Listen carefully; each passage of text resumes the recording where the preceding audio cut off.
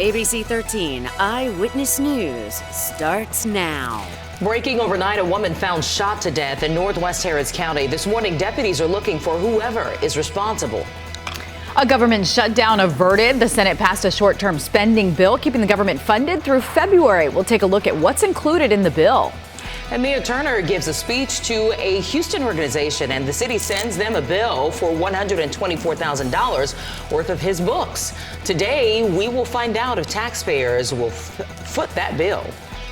Welcome to it, everybody, on a Thursday morning. Pretty foggy out there. I'm Rita Garcia. And I'm Samika Knight. Meteorologist Alita Loreska joining us for our first look at our forecast. And I had to turn on the windshield wipers this morning. Yeah, we've got some low ceiling of clouds, but also some heavy mist this morning. So be aware that some of those windshield wipers may be at work this morning. It's not widespread, but it is a lower ceiling of clouds that the radar may not be picking up, but it is there, and we're able to capture that with our tower cameras. You can see some raindrops from our tower camera here at the ABC13 studio. Our memorial camera also showing some of those heavy raindrops. Temperature readings in the upper 50s to low 60s. Really, this morning is the only chance that you will see any of that heavy mist developing. We've got some patches of fog in and around the Brenham area, lowering visibilities down to a mile. Otherwise, most visibilities are doing okay this morning. Anything that slows you down may be some of that heavy mist that I just referred to. Otherwise, you can see 13 alert radar is showing mostly clear conditions. Our Edna radar also showing clear south and west of town. What we have setting up for today, that area of low pressure, the same one that brought us those widespread showers on Monday, that is still over the eastern Gulf of Mexico. And with its proximity to where we are, it's still wrapping some clouds, some moisture across our area. That's why we've got the heavy mist this morning. But you can see that the pattern is showing a lot of these clouds will be thinning out, will be lifting out, especially west of I-45. Some of you may still encounter some of those low clouds as we continue through the morning, but by the afternoon, partly to mostly cloudy conditions. This morning, we're starting off with temperature readings generally in the upper 50s to low 60s, and warming today if you get that sunshine somewhere into the low 70s. A bigger spike in temperatures as we close out the week, heading into the weekend with some rain back in the forecast. I'll time it out for you coming up. Alita, thank you. Breaking news from overnight right now. 2 women found shot to death in the Copperfield area, and deputies say a suspect is now in custody. ABC 13's Courtney Carpenter is live on Wortham Boulevard. That's near the intersection of 290 and FM 1960, where this all started with what we know right now. Good morning to you, Courtney. Good morning, Samika. Rita, certainly a tragic situation out here. What we know so far, a mother and a grandmother found shot to death in separate locations less than 5 miles apart. Deputies first were called out to this parking lot here on Wortham Boulevard. That's where they found a woman in her 60s dead. The sheriff's office says she was shot multiple times and also had other injuries. It's happened right here near a closed down Chase Bank, a daycare, several other business hotels nearby as well. Now, the mother was found over on Deep Meadow Drive, about less than 5 miles away. Officials tell us a 12-year-old called 911 saying her grandmother and mother had been shot. Investigators say a woman in her 40s was found dead there, and a 25-year-old man has been arrested. Thankfully, that 12-year-old was not hurt. Deputies are working now to get a search warrant to go inside that home over on Deep Meadow. Sheriff Ed Gonzalez is on his way here, expected to give us an update, and we'll take that live whenever that happens. Clearly, a lot of moving parts here, very sad situation, and we'll keep you updated throughout the morning. Reporting live here in the Copperfield area, Courtney Carpenter, ABC 13 Eyewitness News. All right, Courtney, thanks so much for that live report. We will talk to you again later. Right now, we do have some other breaking news to get to. Senators voted on a bill to avoid a government shutdown at the end of the week. The bill now heads to President Joe Biden's desk for approval. It does not include extra aid for Israel or Ukraine. The continuing resolution will keep the government open through the holidays. The stopgap funding bill will run out on January 19th for priorities including military construction, transportation, and Veterans Affairs. It is 4:34 now, and questions this morning about who is footing the bill after hundreds of people got a copy of Mayor Sylvester Turner's book at this year's State of the City luncheon. Well, that luncheon was hosted by Houston First, a public agency that markets the city. It is unclear where that money is coming from, since Houston First is mostly funded by your tax dollars. ABC 13's Jessica Willey has more. but a word of advice for those who seek to follow me. After Mayor Sylvester Turner reflected on his 8 years in office at a podium at this year's State of the City luncheon, But can we work together? and then answered questions about his life and legacy in a more comfortable setting, the 600 guests at the September 27th event at the GRB walked away with a special gift, a printed copy of the mayor's book called A Winning Legacy. 2 months later, the bill for the books is due, and it's been sent to Houston First Corporation. Almost all the money you have is taxpayer money. Houston First is the public agency whose mission is to promote tourism and attract conventions to the city of Houston. They also hosted the State of the City luncheon. Its board of directors is supposed to vote on whether to pay for the costs associated with the book. Nearly $124,000. Why is the city and Houston First involved at all in printing his book? You can also find it for free on the City of Houston website. Somebody gave money to Houston First, then they need to spend it on what Houston First is supposed to be doing, which is promoting tourism and trying to sell conventions to groups. They don't need to be spending it on publishing vanity books for the outgoing mayor. Bill King is a former mayoral candidate who first raised questions about who is footing the bill in his blog. In response to an ABC13 request for comment to the mayor's office, a spokesperson said there is no tax money involved and, quote, organizers raised $500,000 through sponsorships and ticket sales for the luncheon and transferred the funds to Houston First to pay invoices for all expenses, including the mayor's legacy book. Houston First didn't answer questions, but instead sent a more technical response from both the CEO and chairman. Quote, when this matter came to the attention of Houston First Corporation, we wanted to ensure a transparent process to reach a resolution. As such, we placed it on our public agenda so that the board is able to review and discuss the item tomorrow. The board has 15 members. Who knows what the result of that vote's going to be, but I mean, if I were on that board and I were a fiduciary of Houston First money, there's no way I would vote to spend the money on this. Jessica Willey, ABC 13 Eyewitness News.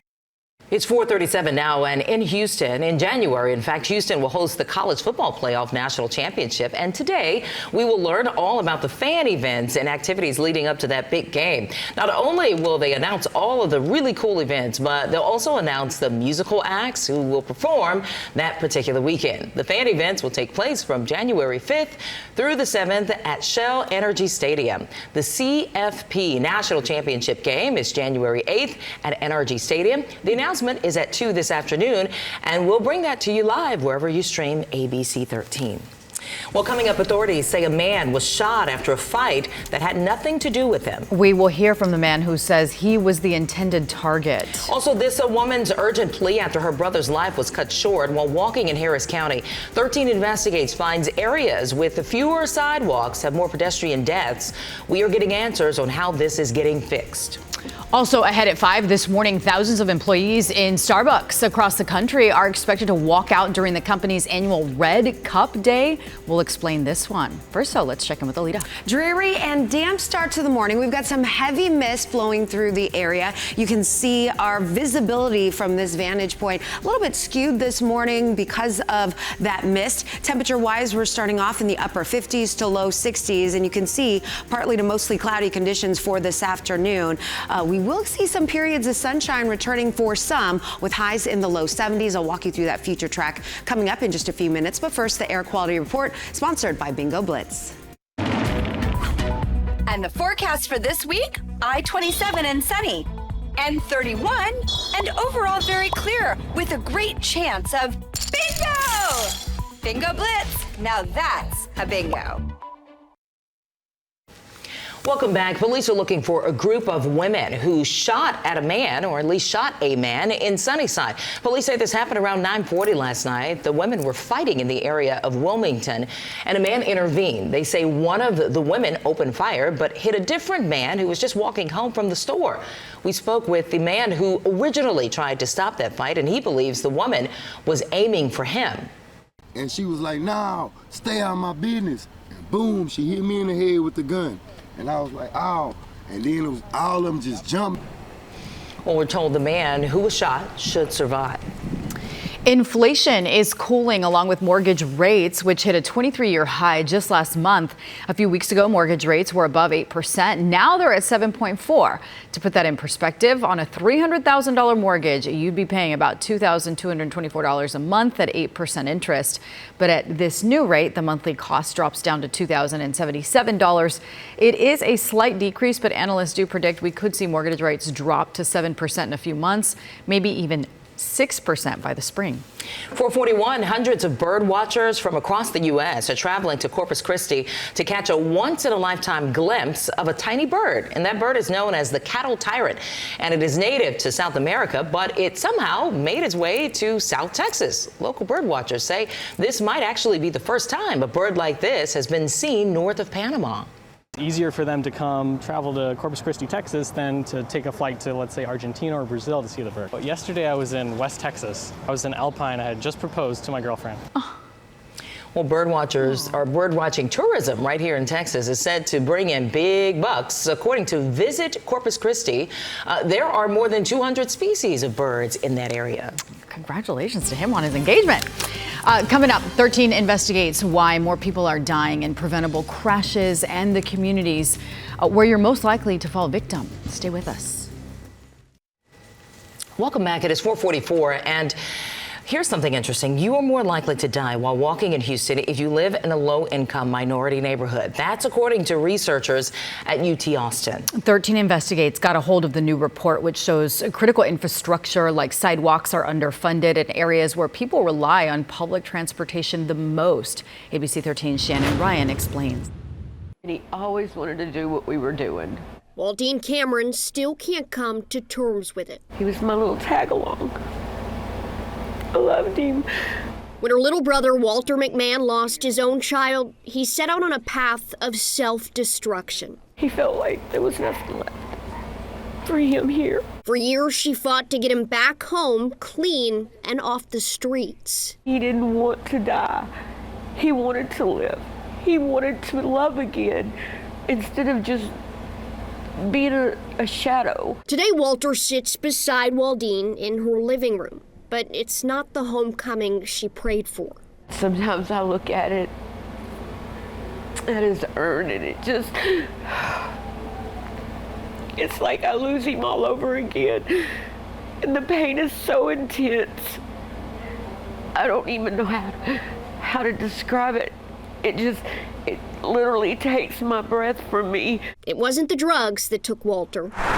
Like more than 88,000 other Harris County residents, Walter didn't have access to a car, meaning he had to walk or take the bus.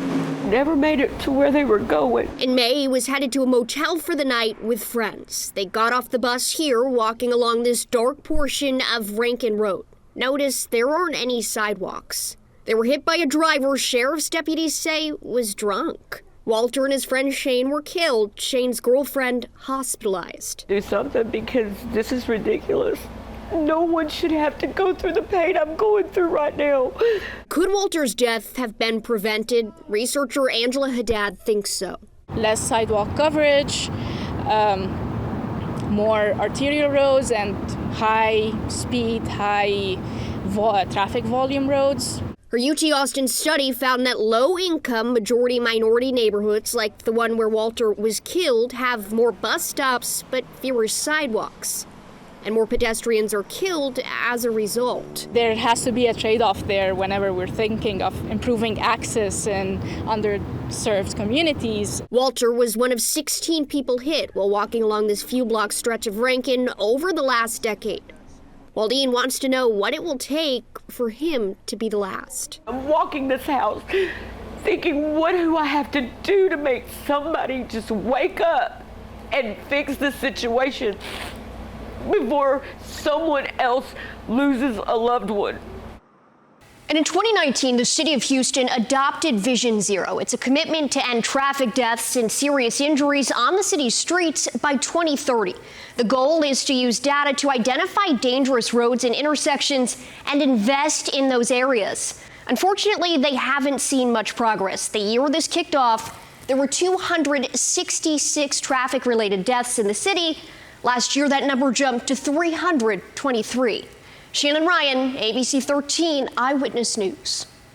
Only on 13, an alleged home warranty scheme is exposing clear flaws in the legal system. Timothy Willard is accused of forging $15 million on home warranty deeds to sell properties other people owned. Detectives say that Willard set up listings for properties in places like River Oaks, Memorial Village, and West University after somehow getting the deeds put in his name. And all the paperwork was submitted to the county clerk through the mail. Knowing how easy it is to go to OfficeMax and get a notary stamp and try to make it look legitimate is, I mean, that's a pretty scary thing, because I mean, anybody could go and do that and forge your property and sell it without you knowing. ABC 13 reached out to the Harris County Clerk's office to find out what their anti-fraud measures are, and we learned they really don't have any. Well, a truck driver in Illinois says he was at the right place at the right time when he saved a woman from choking, and it was all caught on video. Jeff Hannes says he saw that woman suddenly pull over, park, and started signaling that she was choking. There's a video there. He stopped, performed the Heimlich maneuver, dislodged what was caught in her throat, and she started breathing and immediately returned to her vehicle, which was carrying her 2 toddlers. Her angels, my angels got together, and it worked out. Then it hit me that if this would have went wrong, it could have went really, really wrong. Well, Hannah says he didn't get the woman's name, but he certainly wishes her and her children well. Talking about right place, right time. We said that. Amen, Elita. Is right. Amen is right, Miss Sam. All right, 4:50 on this Thursday. It is Thursday, right? Thursday morning. I'm lost in days.